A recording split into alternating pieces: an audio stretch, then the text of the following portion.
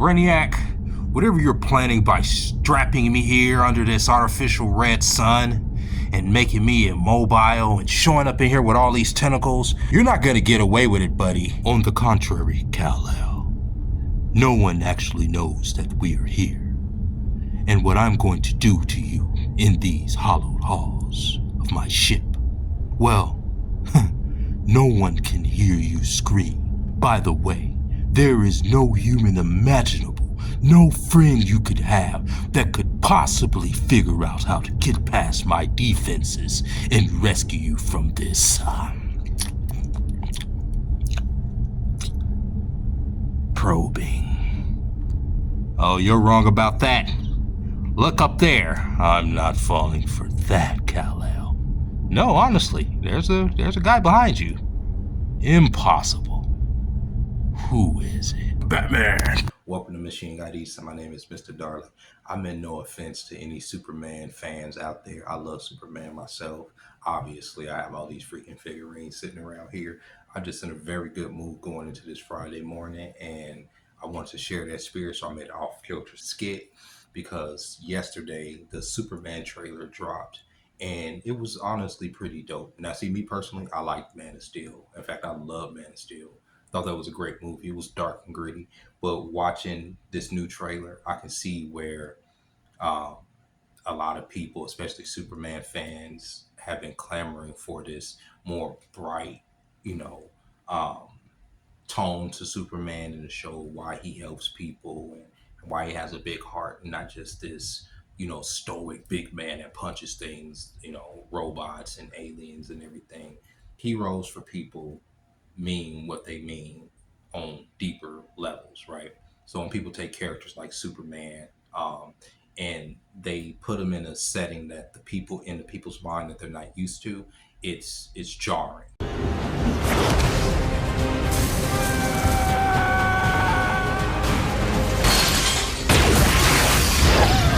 For me personally, is Master Chief. They put out a Master Halo show. Halo Master Chief.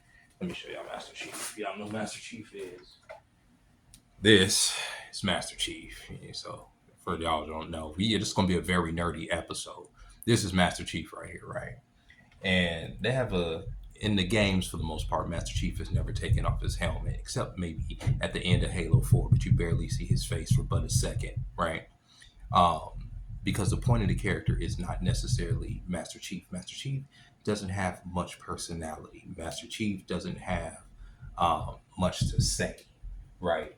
Master Chief is a man of just action in the face of impossible odds. He is the stoic part of what it means to be a soldier, the get it done attitude, regardless of whatever happens. And what makes Master Chief so dope is that he gets it done. Even if you start with just a fucking pistol with a couple bullets in it, he gets this fucking job done regardless. There's ever no excuses. There's never no groveling. It's just the mission changes and he adapts. And I've always liked that as Master Chief, and even as a grown man, I've kept that in my spirit. And then y'all probably wondering, well, why are you speaking on this? Well, like I said, the Superman trailer came out yesterday, and even people like Angry Joe here on YouTube, who's always been a big Superman fan, it made him cry, made him tear up. And some people can't understand why some of us feel like that. Like when I was with my ex, we went to go see Endgame, okay? And it was a theater full of people crying, right? Theater full of men crying, including myself, after the last snap. Right, after Thanos was cleared off the board and the hero died and all that other stuff. And see, I'm not even that big of an Iron Man fan, even though I have like Iron Man shit up here and I got Iron Man shit all over. I'm not that big of an Iron Man fan, but I do like Iron Man. It wasn't the fact that Tony died.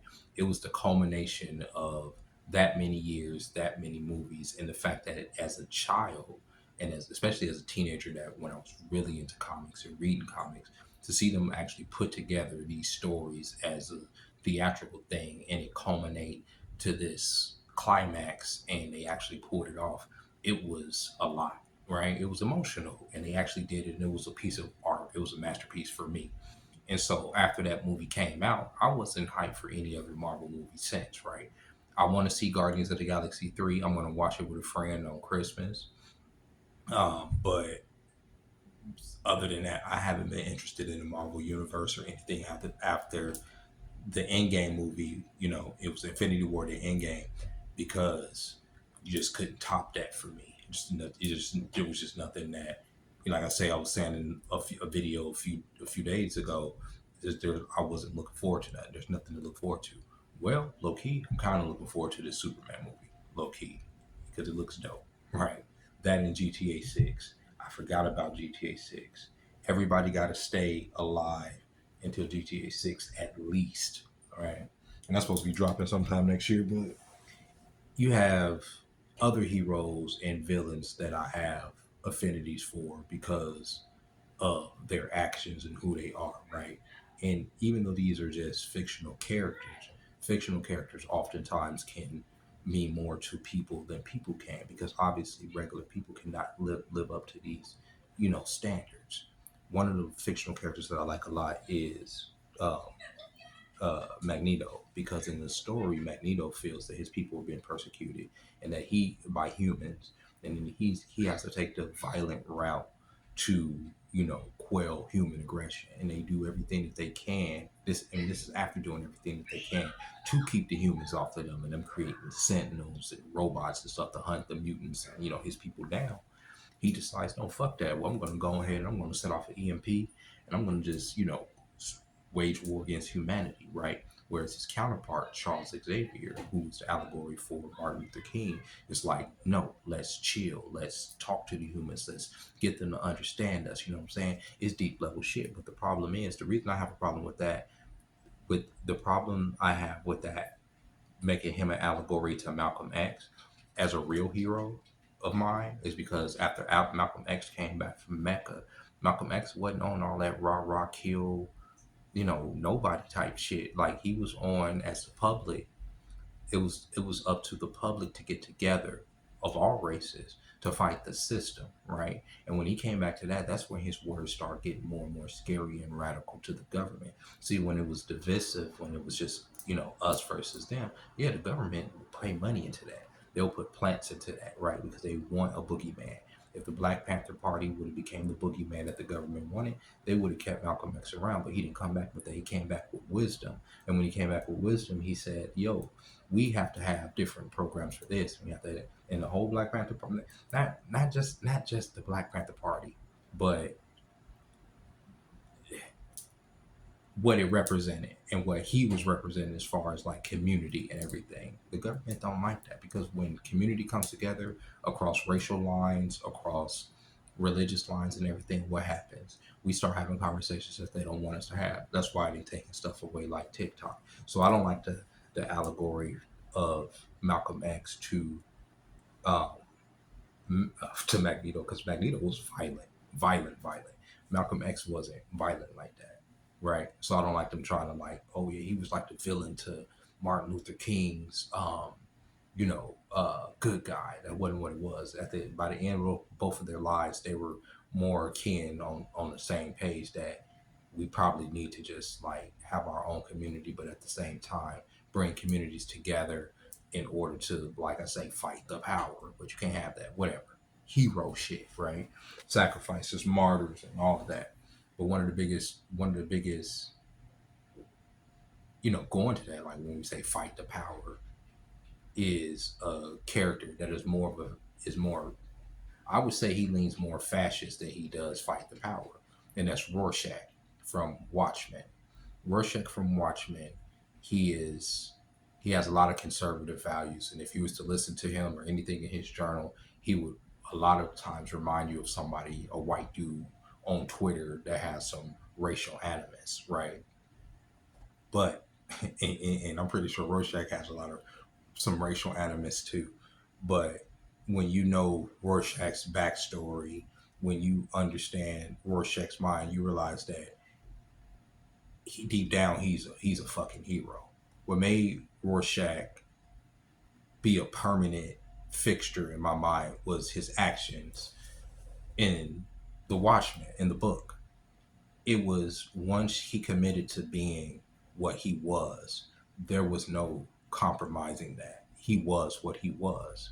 He lived on the streets, you know. His mask was his face because he was so committed to being Rorschach. Rorschach being this, ink block test type situation. And what made me love Rorschach was his chapter. You see he grew up with his mom. He had this contentious relationship with his mom. His mom was a prostitute, actually. He saw his mom, man after man, come through her house and go through her and all this other stuff. He saw a lot of nasty stuff in humanity. So when he grew up, he wanted to be a superhero, and he became a superhero. And at first, he thought, you could beat people into submission, and you could do, get them booked, and you can scare them out of the life of crime. That was until one night he came across a house. He was looking for a missing girl. He goes into this house and he finds the girl's panties in the oven. And then he starts finding, he notices that the dogs are wrestling something out in the backyard. And when he looks into the backyard, he sees that they're wrestling with the girl's leg, her femur bone. And it freaks him the fuck out, obviously, right?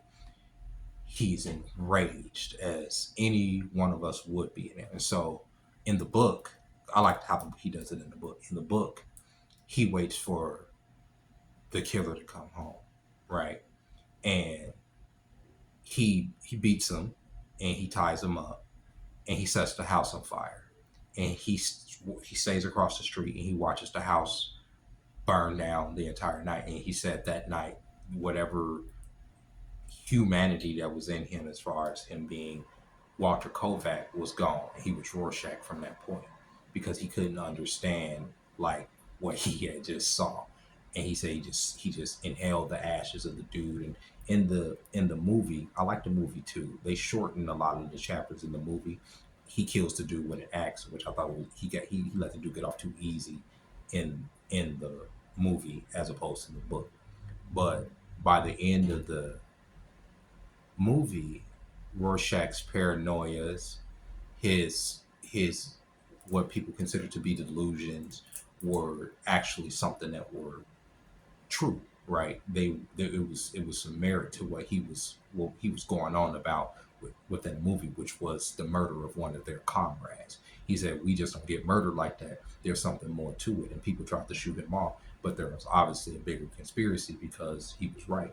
They needed to get rid of that particular member or that particular friend, because that particular friend's set of skills would compromise the mission that would ultimately end up killing millions of people across the fucking planet, to trick them to believe that there was a whole alien invasion, blah, blah, blah. By the end of the book, he's killed by Dr. Manhattan, another one of my favorite characters. And, but before he does, he's left with he leaves his journal with this, um, news thing, and they ended up printing it. It was going to print it in the funnies, but the journal pretty much tells everything that happened from not what was it, October 12th, 1985, when the comedian was killed in New York City. So I remember, I love watching it, bro. And that's one of my favorite characters, only because even in the face of a practically a god, even in the face of Armageddon, there's no compromising who you are as a moral person. If you're going to be a truthful person, if you're going to tell truth, be truthful, stand in truth, and like, no matter how ugly, no matter what it is, he chose to be the person that sees it. And I didn't mean to turn this to a video about Rorschach, honestly, but he's one of those characters that I don't know why he resonates so much with me. Because when you're committed to something like that, especially a cause like that, you should be unshakable. You should understand why you're going into it. And even in the face of death, okay, that doesn't matter. But you could face death, standing up for whatever cause you believe in, and inspire a legion of other people to do in your stead what you set out to do in the first place. I love Rorschach. I really do. And then also, like, Spawn. Spawn being one of the first fucking dope black superheroes to ever come out. I came across Spawn in the early 90s when Todd McFarlane left Marvel. It was like this big thing in Wizard. They're starting Image Comics. And then he started Image Comics. Him, I think it was Rob Liefeld, Jim Lee, Eric Larson. Ooh, who else was it? It was somebody else too. I think it was 5 or 6 people. It was 4 or 5 people, whatever.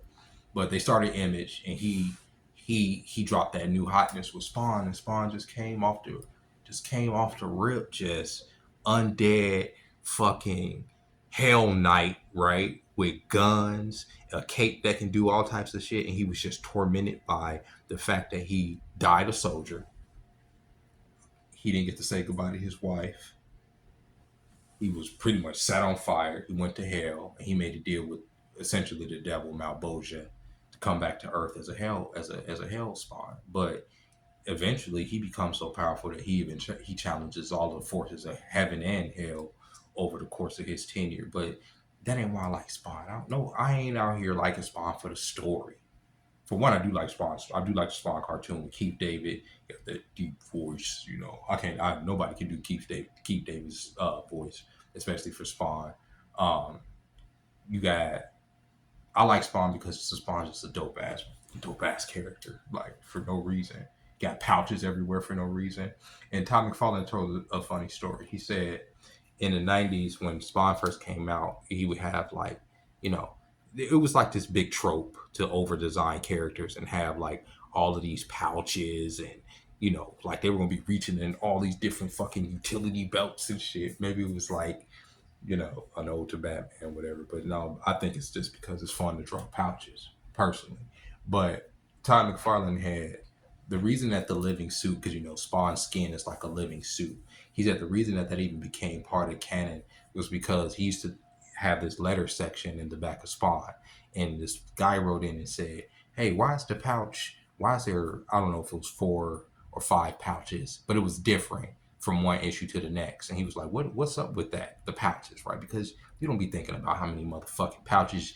If you got 180 pouches on your character, you're not gonna remember if you drew 181 last time or 180. So he said that's why Spawn became the living suit, because he wrote the guy back. He wrote the guy back, instead of saying no, it was an accident. He wrote him back and said, no, it's a living suit. So that's why Spawn got a living suit, right? That's fucking dope. But whatever. But anyway, y'all, I just wanted to make this video because, bro, why not? Why not have some fun, right? I hope you guys enjoyed this video. I know it's different. I know it's completely different than anything that is really I do on this channel. But like I say, I feel very blessed today. I feel extremely blessed, and it is because of a follower. A follower has blessed me this Christmas, like I said, and I appreciate her for doing so. I don't know if she would want me to mention her name or whatever, but she has blessed me many times, and it is completely freed up the rest of my year to clear my head and be able to work, and I'm gonna have a comforter. I'm gonna get some food in here, real dope shit, bro. Real holiday cheer type stuff. So, with that being said, ladies and gentlemen, happy Friday, happy weekend. I'll probably talk to y'all tomorrow, but if I don't, catch you next time. Bye bye.